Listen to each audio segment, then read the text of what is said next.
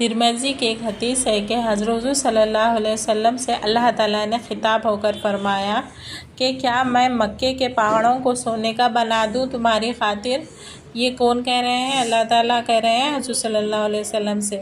تو حضور صلی اللہ علیہ وسلم کا کیا جواب تھا، ضرور سنیے۔ اگر آپ میں رہتی تو بولتے تھے کہ ہاں بنا دے، لیکن ان کا جواب یہ تھا کہ اللہ تعالیٰ مجھے تو یہ پسند ہے کہ ایک دن پیٹ بھر کے کھاؤں تو دوسرے دن بھوکا رہوں، تاکہ جب میں بھوکا ہوں تو تیری طرف میں متوجہ ہوں، تجھ سے یاد کروں، تجھے سے مانگ سکوں، اور پیٹ خالی ہے تب ہی اللہ یاد آتا ہے، تو جب میں پیٹ بھر کھاتا ہوں تو شکر کروں، تیری تعریف کروں۔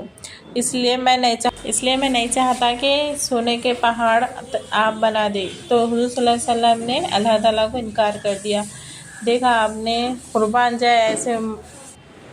جاؤ ایسے نبی پر جو ہمیں ملے۔